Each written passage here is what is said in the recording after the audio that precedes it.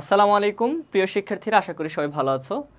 তো আজকে আমরা সমাজবিজ্ঞান প্রথম পত্রে যে গুরুত্বপূর্ণ টপিক আছে সেই টপিকগুলো নিয়ে আলোচনা করব এবং কিভাবে সমাজবিজ্ঞান কভার করা যায়, কোন টেকনিকে লিখলে আমরা ভালো মার্ক পাবো, সেই বিষয়গুলো নিয়ে আলোচনা করব।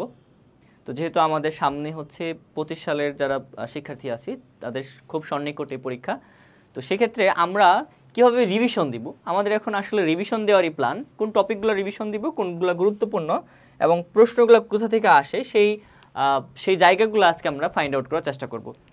তো যারা দুর্বল স্টুডেন্ট আছো তারা শুধু গুরুত্বপূর্ণ জায়গাগুলো যদি ফাইন্ড আউট করো তাহলে কিন্তু গুরুত্বপূর্ণ জায়গা থেকে তারা রিভিশন দিলে তাদের জন্য এনাফ। আর যারা হচ্ছে আরো ভালো করতে চাও, বোর্ডে পজিশন করতে চাও বা A+ পেতে চাও, তাদের জন্য আমি যে গুরুত্বপূর্ণ টপিকগুলো দেখিয়ে দিব সেগুলো তো তারা দেখবেই, পাশাপাশি যেগুলো সাব গুরুত্বপূর্ণ সেগুলো অবশ্যই দেখতে হবে। আচ্ছা, তো সমাজবিজ্ঞান পড়ার একটা মজার বিষয় হচ্ছে যে এখানে যে কোশ্চেনগুলো তোমার আসবে সেগুলো তুমি অলরেডি জানো, জাস্ট তত্ত্বগুলো তোমাকে পড়তে হবে, তাও মাত্র কয়েকটা, হাতে গোনা 4 থেকে 5টা তত্ত্ব আছে যে তত্ত্ব তোমাকে জানতে হবে। এর বাইরে সব কিছু অলরেডি তুমি জানো। তো কোন তত্ত্বগুলো আসবে, কোনগুলো না পড়ে হলে যাওয়া যাবে না, সেগুলো নিয়ে আমরা একটু আলোচনা করি, চলো। ওকে, তো আমরা জানি সমাজবিজ্ঞান আমাদের হচ্ছে 11টা কোশ্চেন আসবে, চ্যাপ্টার আছে আমাদের 8টা, তার মধ্যে 11টা আসবে, অর্থাৎ প্রত্যেকটা চ্যাপ্টারে কম হইলেও একটা করে কোশ্চেন আসবে। সুতরাং যারা দুর্বল স্টুডেন্ট এখান থেকে ফাইন্ড আউট করে তুমি 60টা প্রশ্নের জন্য 60টা চ্যাপ্টার বা 8টা চ্যাপ্টার পড়ে ফেলতে পারো। ওকে, 8টা চ্যাপ্টারই তো আছে, তুমি সেই ক্ষেত্রে কিন্তু 60টা চ্যাপ্টার পড়তে পারো। আচ্ছা, আর ওই চ্যাপ্টারে কি কি পড়বে, সেই গুরুত্বপূর্ণ কোন কোশ্চেনগুলো আসে সেগুলো আমি একটু দেখাই দিই। দেখো, প্রথম অধ্যায় নিয়ে যদি আমরা একটু কথা বলি, প্রথম অধ্যায়ে আমরা জানবো যে এখান থেকে যারা দুর্বল স্টুডেন্ট আছে তাদের জন্য একটা সুখবর হলো, এখান থেকে একটা প্রশ্ন কমন পাওয়া খুবই ইজি। একটা প্রশ্ন পড়লেই একটা প্রশ্ন কমন। সেই প্রশ্নটা কি? সেই প্রশ্ন হচ্ছে সমাজবিজ্ঞান সম্পর্কে প্রাথমিক যে ধারণা বা সমাজবিজ্ঞানের যে প্রাথমিক ধারণাটা, সমাজবিজ্ঞান কি বা এর মূলত প্রশ্নটা এরকম যে সমাজবিজ্ঞানের পুরো আলোচনাটা, যে উৎপত্তি, পটভূমি, সমাজবিজ্ঞানের বিকাশ, প্রকৃতি, ধরন, অর্থাৎ পুরাটা তুমি এইভাবে রিভিশন দিবা যাতে এই পুরাটা বিষয়, অর্থাৎ সমাজবিজ্ঞান বলতে কি বোঝায় বা সমাজবিজ্ঞানের যে হচ্ছে প্রকৃতিটা কি, মূল কনসেপ্ট থাকবে সমাজবিজ্ঞানের হচ্ছে উৎপত্তি, পটভূমি এবং বিকাশ ধারা। উৎপত্তি, পটভূমি এবং বিকাশ ধারা, এই যে সমাজবিজ্ঞান সম্পর্কে একটা বেসিক কনসেপ্ট, অর্থাৎ সামগ্রিকভাবে সমাজবিজ্ঞান থেকে বেসিক একটা কনসেপ্ট গ নম্বরে তোমাকে লিখতে হবে। এই জন্য 1 থেকে 1.5 পেজের একটা প্রিপারেশন নিবা তুমি বা একটা রিভিশন প্রসেসে চলে যাবা। আচ্ছা, আরেকটা বিষয় হচ্ছে, দ্বিতীয় বিষয় হচ্ছে ঘ নম্বরে যেটা আসে যে সমাজবিজ্ঞান পাঠের প্রয়োজনীয়তা কি বিশ্লেষণ করো, বা হচ্ছে গুরুত্ব কি বিশ্লেষণ করো, বা এটার বৈশিষ্ট্যগুলো কি। যখন তোমাকে বিশ্লেষণ করতে বলবে, প্রয়োজনীয়তা বা গুরুত্বটাই কিন্তু তোমাকে বিশ্লেষণ করতে বলে। সুতরাং এইখান থেকে গ এবং ঘ তুমি ক্যাপচার করতে পারো। সুতরাং যারা দুর্বল স্টুডেন্ট আছে তাদের জন্য কিন্তু এই জায়গাটা খুবই, এই প্রথম অধ্যায়টা খুবই ইজি একটা জায়গা। আচ্ছা, আরেকটা বিষয় হচ্ছে খ নম্বরে এটা কিন্তু খুব আসে যে সমাজবিজ্ঞানে অন্যান্য শাখার সাথে সমাজবিজ্ঞানের তুলনা করো, এটা খ নম্বরে আসতে পারে। আচ্ছা, আমরা প্রথম অধ্যায় নিয়ে কথা বললাম, এরপর আমাদের আছে চতুর্থ অধ্যায়। চতুর্থ অধ্যায় আমরা কি দেখতে পাবো? চতুর্থ অধ্যায় আমরা দেখব যে এখান থেকে, যেহেতু চতুর্থ অধ্যায়টা একটু বড়, এখানে আমরা কয়েকটা সভ্যতা দেখব, কয়েকটা সভ্যতার ক্রমবিকাশ দেখব, এবং আরেকটা কনসেপ্টে আমরা দল এবং সম্প্রদায় নিয়ে আলোচনা করতে দেখব। তো মূলত দেখো, প্রথম যে কনসেপ্ট, সেই কনসেপ্ট থেকে একটা কোশ্চেন আসার সম্ভাবনা আছে। সেই কনসেপ্টটা কি? সংস্কৃতি, সভ্যতার ধারণা ও পারস্পরিক সম্পর্ক। এই জায়গা থেকে একটা কোশ্চেন কিন্তু আসার সম্ভাবনা আছে। সুতরাং এই জায়গাটা তোমরা মাথায় রাখবা। আচ্ছা, কিন্তু দেখো, বেশিরভাগ বোর্ড কোশ্চেন যদি অ্যানালাইসিস করো, বেশিরভাগ কোশ্চেনই দেখবা কোথা থেকে আসছে, দল, সংঘ এবং সম্প্রদায়ের ধারণা এবং এদের মধ্যে পারস্পরিক সম্পর্ক, অর্থাৎ এই জায়গাটা থেকেই বেশিরভাগ কোশ্চেনই আসছে। তাহলে যারা হচ্ছে দুর্বল স্টুডেন্ট তারা একটা জায়গায় ফোকাস করো, দল, সংঘ ও সম্প্রদায় সম্পর্কে তুমি 2 পেজ লেখার মতো ক্যাপাবিলিটি তৈরি করো। আচ্ছা, এর বাইরে আরেকটা বিষয় হচ্ছে সংস্কৃতি এবং সভ্যতা কয়েকটা সভ্যতা আছে, সেই সভ্যতা সম্পর্কে তুমি 2 পেজ লেখার, টোটাল 2 পেজ লেখার একটা সক্ষমতা তৈরি করে ফেলো। এই দুইটাই হচ্ছে তোমার পরামর্শ। আর যারা হচ্ছে ভালো করতে চাও তারা তো এই দুইটা মাথায় রাখবাই, এর পাশাপাশি অন্য টপিকগুলো মাথায় রাখতে হবে তোমাদেরকে। আচ্ছা, এ পর্বে আমরা পঞ্চম অধ্যায় নিয়ে কথা বলবো। পঞ্চম অধ্যায় কি নিয়ে কথা বলছে দেখেন। পঞ্চম অধ্যায় হচ্ছে গুরুত্বপূর্ণ একটা অধ্যায়, যেখান থেকেও সব দুর্বল স্টুডেন্টদের জন্য বলা যে তারা না পড়েও এখানে ভালো করতে পারবা কিভাবে। এখান থেকে তোমার দুইটা কোশ্চেন, যেমন বিবাহ সম্পর্কে তোমাকে জানতে হবে। অবশ্যই তুমি বিবাহ সম্পর্কে অলরেডি জানো, খালি এক্সট্রা করে কি জানবে দেখো, ধারণা, বৈশিষ্ট্য, বিবাহ বলতে কি বোঝায়, যে একটা চুক্তি, এগুলো কিন্তু অলরেডি জানো। তুমি জাস্ট প্রকারভেদটা জানবা, এবং বিবাহের প্রকারভেদ, সামাজিক গুরুত্ব থেকে শুরু করে সবকিছু অলরেডি তুমি জানো।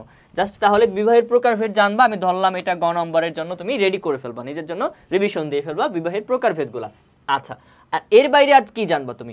এর বাইরে তোমাকে আরেকটা বিষয় জানতে হবে, পরিবার। দেখো, পরিবার সম্পর্কে তুমি কি জানো? পরিবারের ধারণা কিন্তু জানো, তুমি কিন্তু অলরেডি একটা পরিবারে এক্সিস্ট করো, পরিবারের বৈশিষ্ট্য জানো, পরিবার কিভাবে উৎপত্তি হলো তাও জানো, এই বিবর্তন তত্ত্ব জানো, পরিবার কিভাবে বিবর্তিত হয়ে আজকে পর্যন্ত আসলো। এখানেও তোমাকে পরিবারের প্রকারভেদ সম্পর্কে জানতে হবে, এখানেও তোমাকে পরিবারের প্রকারভেদ সম্পর্কে জানতে হবে। তাহলে এখানে বিবাহ আর এখানে পরিবার, এই দুইটা কনসেপ্ট যদি জানো তাহলে কি হয়, তাহলে তোমার আরেকটা কোশ্চেন কিন্তু ইজিলি ক্যাপচার হয়ে যায়। এই কোশ্চেনটা কিন্তু তোমার বেশি পড়তে হবে না যারা দুর্বল আছো। আর সবলদের জন্য গুরুত্বপূর্ণ একটা কথা হচ্ছে যে পরিবার থেকে এই কোশ্চেনের বাইরে একটা কোশ্চেন সবসময় আসতে দেখা যায়, সেটা হচ্ছে কি গ্রামীণ এবং শহরে পরিবারের ধরন, অর্থাৎ গ্রামীণ পরিবারগুলো শহর পরিবারগুলো থেকে কিন্তু আলাদা। এই প্রশ্নটা কিন্তু এড়িয়ে যাওয়া যাবে না, যারা হচ্ছে সবল স্টুডেন্ট আছে মাস্ট এই কোশ্চেনটা দেখে রাখতে হবে। আর তারপর আরেকটা গুরুত্বপূর্ণ বিষয় হচ্ছে জ্ঞাতি সম্পর্কের ধারণা এবং প্রকারভেদ। আচ্ছা, যারা দুর্বল আছো তাদেরকে 3টা পয়েন্ট দিলাম এখান থেকে, বিবাহ, পরিবার এবং জ্ঞাতি সম্পর্ক। এই 3টা পয়েন্টে তোমরা যেন 3 পৃষ্ঠা লিখতে পারো, এই পরিমাণে রিভিশন প্রসেসে চলে যাও। আর যারা হচ্ছে ভালো করতে চাও অবশ্যই তারা এই পয়েন্টটাকে গুরুত্ব দিবা, গ্রামীণ এবং শহরের পরিবারের ধরন, এদের মধ্যে পার্থক্যটা কি, এই বিষয়গুলো। ওকে, ষষ্ঠ অধ্যায় আমরা একটু দেখবো, এখান থেকে অবশ্যই একটা কোশ্চেন আসবে। ষষ্ঠ অধ্যায় থেকে যদি আমরা দেখি এখানে কি কি আছে, সমাজ জীবনে প্রভাব বিস্তারকারী প্রধান উপাদানসমূহ। তো এখান থেকে কোশ্চেনটা কেমন আসে দেখো, সমাজ জীবনে ভৌগোলিক যে পরিবেশ তার প্রভাবটা কি, বংশগতির প্রভাবটা কি, সংস্কৃতির প্রভাবটা কি, গোষ্ঠীর প্রভাবটা কি, এইটা যদি ইজিলি চিন্তা করতে পারো তাহলে কিন্তু এখান থেকে প্রশ্ন কিন্তু একটা উত্তর করতে পারো। যে হচ্ছে যে কোনো ভৌগোলিক যদি হচ্ছে তোমার যে অঞ্চল, সে অঞ্চল, যেমন হচ্ছে তোমাকে আমি একটু যদি বলি, মরুভূমি অঞ্চলে দেখবা দুধর্ষ জাতি তৈরি হয়েছে, কেননা সেখানে পরিবেশই রুক্ষ, সেখানে খাবার দাবার নাই। তাই এই যে আলোচনা, এই আলোচনাগুলো কিন্তু তোমার মধ্যে অলরেডি গ্রো করা আছে, জাস্ট এটাকে রিভিশন দাও। এখানে রিভিশন দিতে গেলে তোমাকে অবশ্যই ভৌগোলিক, বংশগতি, সংস্কৃতির এবং গোষ্ঠীর যে প্রভাব, এই যে 4টা প্রভাব, এই 4টা প্রভাবে 4 পৃষ্ঠা যেন তুমি লিখতে পারো। এই পরিমাণে তোমার মধ্যে কিছু রিভিশন প্রসেস চলে যাও, যাতে এই পরিমাণে এই 4টা বিষয় নিয়ে 4 পৃষ্ঠা লিখতে পারো। এই পরিমাণে ক্যাপাবিলিটি তুমি অর্জন করে নাও, তাহলে তোমার এখান থেকে একটা কোশ্চেন কিন্তু উত্তর করতে পারবা। আচ্ছা, সপ্তম অধ্যায় যদি কথা বলি, এখানে এটা একটা গুরুত্বপূর্ণ অধ্যায়, কারণ এটাও একটা সহজ অধ্যায়, বিবাহের মতো আর কি বিষয়টা। দেখো এখানে কি কি আছে, এখানে সামাজিকীকরণ নিয়েই মূলত হচ্ছে এখানে কথাবার্তা, যে সামাজিকীকরণ কি, কাকে বলে সামাজিকীকরণ, এবং কিভাবে সামাজিকীকরণ আমাদের সমাজে খুব গুরুত্বপূর্ণ প্রভাব বিস্তার করতেছে। অর্থাৎ সামাজিকীকরণ নিয়ে কিন্তু গ নম্বরে একটা কোশ্চেন থাকবে, এবং ঘ নম্বরে আরেকটা কোশ্চেন থাকবে, যে এই যে সামাজিকীকরণ, এই সামাজিকীকরণটা কিভাবে বাধাগ্রস্ত হচ্ছে। দেখা যাচ্ছে যেমন হচ্ছে বিশ্বায়নের যুগে যেমন হচ্ছে তথ্য প্রযুক্তির যে হচ্ছে প্রভাব, এই প্রভাবের ফলে কিন্তু আমাদের সামাজিকীকরণ প্রক্রিয়াটা কিন্তু অনেকটা বাধাগ্রস্ত হচ্ছে। তো এই সামাজিকীকরণ প্রক্রিয়াটা কিভাবে বাধাগ্রস্ত হচ্ছে, এই কোশ্চেনটা কিন্তু আসে। সুতরাং কোশ্চেন আসার প্যাটার্ন হচ্ছে 2টা, সামাজিকীকরণ সম্পর্কে বা সামাজিকীকরণের প্রভাব সম্পর্কে কিন্তু তোমাকে একটা আইডিয়া রাখা লাগবে, যাতে গ নম্বরে অ্যান্সার করতে পারো। এবং ঘ নম্বরে সামাজিকীকরণের ফলে যে কি কি সমস্যা, মানে সামাজিকীকরণ কি কারণে বাধাগ্রস্ত হয়, সেই প্রসঙ্গে কিন্তু তোমাকে লিখতে হবে। সেই ক্ষেত্রে তোমাকে কি করতে হবে, ঘ নম্বরের জন্য এক্সট্রা করে আবার প্রিপারেশন নিতে হবে। তাহলে এই গ এবং ঘ, এই দুইটার জন্য যদি তুমি যেন লিখতে পারো, এই পরিমাণ দুইটার জন্য মাত্র কয় পেজ, মনে করো 1.5 পেজ যেন লিখতে পারো, অল্প, খুবই অল্প, কিন্তু এই জন্য তোমার নিজের মধ্যে একটা ধারণা নিয়ে ফেলো, এগুলো সম্পর্কে একটা ধারণা তৈরি করে ফেলো, যারা হচ্ছে দুর্বল। আর যারা হচ্ছে সবল আছো তারা তো অবশ্যই এগুলো অলরেডি পড়ে ফেলছো। তো আমি হচ্ছে তোমাদেরকে জাস্ট দেখাই দিলাম এই জায়গাটা থেকে এরকম প্রশ্নগুলো আর কি হয়। আচ্ছা, অষ্টম অধ্যায়ে আমরা কি দেখতে পাবো, অষ্টম অধ্যায়ে আমরা 2টা বিষয় দেখতে পাবো। যদি হচ্ছে দেখো এখানে অষ্টম অধ্যায়টা কেন গুরুত্বপূর্ণ, এখান থেকে 2টা প্রশ্ন কিন্তু হতে পারে অষ্টম অধ্যায় থেকে। আচ্ছা, অষ্টম অধ্যায় থেকে তোমার কি পড়বা, অষ্টম অধ্যায় থেকে পড়ার বিষয় হচ্ছে স্তর বিন্যাস। স্তরবিন্যাস এবং স্তরবিন্যাসের যে প্রকারভেদ আছে এই প্রকারভেদগুলো আমাদেরকে জানা লাগবে, যেখান থেকে আমাদের গ নম্বর প্রশ্ন কিন্তু হতে পারে। আচ্ছা, আর ঘ নম্বর প্রশ্ন আরেকটা জিনিস মাথায় রাখা লাগবে, আমাদের কিন্তু এখানে তত্ত্ব আছে, সামাজিক স্তরবিন্যাসের দুইটা তত্ত্ব আছে, এই তত্ত্ব থেকে দুইটা তত্ত্ব থেকে একটা তত্ত্ব মাস্ট কিন্তু থাকবে। সুতরাং এই তত্ত্ব যদি না পড়ে যাও তাহলে কিন্তু লিখতে পারবে না। তুমি কিন্তু দেখো স্তরবিন্যাসের প্রকারভেদ আর এই তত্ত্ব পড়লে কিন্তু তোমার একটা কোশ্চেন কিন্তু কমন পড়ে যাচ্ছে, সুতরাং এইটা কিন্তু মিস করা যাবে। এর বাইরে দেখো, এর বাইরে আরেকটা বিষয় দেখো, এর বাইরে হচ্ছে যে জেন্ডার নিয়ে যে কথাবার্তা, জেন্ডার নিয়ে একটা মতবাদ আছে, সেই মতবাদটা তোমাদেরকে পড়ে ফেলতে হবে। দেখো জেন্ডার নিয়ে আরেকটা কোশ্চেন হতে পারে, সেখানে কিন্তু গ নম্বরে তোমাদেরকে জেন্ডার নিয়ে লিখতে হবে। জেন্ডারের পর আমাদেরকে বয়স বৈষম্যের সম্পর্কে জানতে হবে। তাহলে আমাদেরকে কি কি রিভিশন দিতে হবে, একটা হচ্ছে সামাজিক স্তরবিন্যাসের প্রকারভেদ মাস্ট রিভিশন দিতে হবে, আর এর তত্ত্বটা রিভিশন দিতে হবে, আর এদিকে জেন্ডারের নিয়ে যে মতবাদ আছে সেটা রিভিশন দিবা, আর বয়স বৈষম্য নিয়ে একটা ধারণা নিবা, এই বয়স বৈষম্য সম্পর্কে একটা রিভিশন দিবা।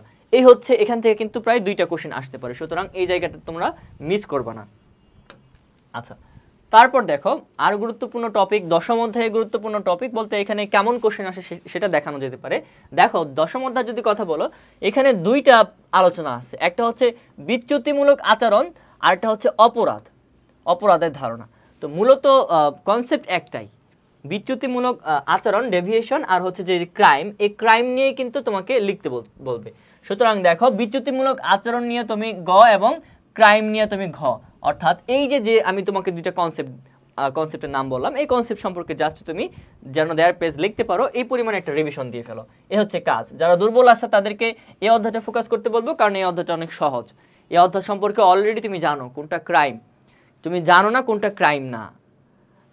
এই জানাটাই কিন্তু তোমার এই অধ্যায়, কোনটা ক্রাইম না এটা যদি জানতে পারো, কোনটা হচ্ছে বিচ্যুতিমূলক আচরণ, এই যখন এটা বুঝতে পারবা তখনই কিন্তু এই অধ্যায় সম্পর্কে যে কোনো কোশ্চেন কিন্তু অ্যান্সার করতে পারবা। আমাদের সর্বশেষ অধ্যায় হচ্ছে 11তম অধ্যায়। এখান থেকেও এই অধ্যায়টাও গুরুত্বপূর্ণ, এখান থেকেও 2টা কোশ্চেন হওয়ার মতো অধ্যায়, এমন গুরুত্বপূর্ণ একটা অধ্যায়। তো দেখো সামাজিক পরিবর্তনের ধারণা বৈশিষ্ট্য কারণ, তো এখানে আমাদেরকে তত্ত্বের কথা বলবে, সামাজিক পরিবর্তনের তত্ত্ব নিয়ে আলোচনা করো। এই তত্ত্ব একটা পড়লে কিন্তু তোমার গতে একটা কমন। আচ্ছা, এখান থেকে 2টা তত্ত্ব বললে একটা কমন, তার মধ্যে গুরুত্বপূর্ণ হচ্ছে মার্কসের তত্ত্বটা, ঠিক আছে। আচ্ছা, এর বাইরে আর কি আসে এখানে, যে সামাজিক পরিবর্তন, এই দেখো এই প্রশ্নটা প্রায় হয়ে থাকে যে সামাজিক পরিবর্তনের যে হচ্ছে বিবর্তন, প্রগতি এবং উন্নয়ন, অর্থাৎ সামাজিক পরিবর্তন সম্পর্কে বিস্তারিত ধারণা, যে সামাজিক পরিবর্তন থেকে কিভাবে উন্নয়নের সম্পর্ক আছে, এই যে আলোচনা, অর্থাৎ 2টা আলোচনা, একটা হচ্ছে তত্ত্বভিত্তিক আলোচনা আর একটা হচ্ছে সামাজিক পরিবর্তনের প্রভাব এবং এর সাথে সামাজিক উন্নয়নের যে সম্পর্ক, এই কেন্দ্রিক আরেকটা প্রশ্ন হয়। অর্থাৎ এখানে 2 কেন্দ্রিক 2টা প্রশ্ন যদি পড়ো, একটা হচ্ছে তত্ত্বকেন্দ্রিক গ নম্বর, অর্থাৎ এখানে তুমি তত্ত্বের 2টা তত্ত্ব আছে, 2টা তত্ত্বের জন্য 2 পৃষ্ঠা যেন লিখতে পারো, এই পরিমাণে তোমাকে রিভিশন দিয়ে ফেলতে হবে। আর এই জায়গায় সামাজিক পরিবর্তনের উপাদান এবং সামাজিক পরিবর্তনের উপর যে প্রভাব আছে, উপাদান সমূহের উপর প্রভাব, আর এটা হচ্ছে সামাজিক পরিবর্তন উন্নয়ন সম্পর্ক, এই যে বিষয়গুলা, এই বিষয়ের উপরও তুমি অন্তত 2 পেজ যেন লিখতে পারো, সেই পরিমাণে তোমাকে রিভিশন দিয়ে ফেলতে হবে। তাহলে তোমাদের সাথে আমি গুরুত্বপূর্ণ পয়েন্টগুলা নিয়ে আলোচনা করলাম। তো এই গুরুত্বপূর্ণ পয়েন্টগুলা, মজার বিষয় হচ্ছে কি, সমাজবিজ্ঞান হচ্ছে সহজ একটা বিষয়, তো জাস্ট তত্ত্বটা তুমি বুঝবা না, বা হচ্ছে যেগুলো প্রকারভেদ আছে সেগুলো তুমি সাজায় লিখতে পারবা না, এই জন্য তুমি একটু পড়ে নিবা। তুমি যদি পড়ো তাহলে কিন্তু সাজায় লেখাটা তোমার কাছে অনেক ইজি হয়ে যাবে। তাছাড়া আমি বলতাম এরকম যে সমাজবিজ্ঞান তুমি নিজেই লিখতে পারতা, পরীক্ষা যা আসতো তুমি নিজে বুঝেই লিখতে পারবা, বা তুমি যা লিখবা তাই কিন্তু হবে, ঠিক আছে, কারণ হচ্ছে তুমি সমাজে বসবাস করো, মানুষ চিন্তা করার ক্ষমতা আছে। কিন্তু গুরুত্বপূর্ণ টপিকগুলো যেগুলো দেখিয়ে দিলাম, সেগুলো যদি তুমি একবার বই থেকে ভালো করে দেখে নাও, দুর্বল স্টুডেন্টদের জন্য বলতেছি, তাহলে কিন্তু তুমি ভালো মার্ক পাবা। সুতরাং তোমরা এই ক্ষেত্রে তোমরা ভুল করবা না, অবশ্যই গুরুত্বপূর্ণ টপিকগুলো আয়ত্ত করে ফেলবা। আয়ত্ত করে ফেলার অর্থ এই, জাস্ট রিভিশন দাও এবং 1 থেকে 1.5 পেজ যেন লিখতে পারো ওই গুরুত্বপূর্ণ টপিকে, ওই লিখতে পারার যে যোগ্যতা সেটা অর্জন করার কথাই আমি বলতেছি। আচ্ছা, তো আজকে এই পর্যন্ত। আর সবল স্টুডেন্টদের জন্য অবশ্যই, তারা তো অলরেডি তোমরা হচ্ছে রিসার্চ করে বিষয়গুলো পড়ে ফেলছো, তারপরেও তোমাদের জন্য গুরুত্বপূর্ণ যে টপিক আমি দেখালাম সেগুলা রিভিশন দেওয়ার সময় এই টপিকগুলোকে প্রায়োরিটি বেশি দিবা। আচ্ছা, তো আজকে এই পর্যন্তই। সকলের জন্য শুভকামনা। পরীক্ষার হলে প্যানিকড হওয়া যাবে না। আসসালামু আলাইকুম।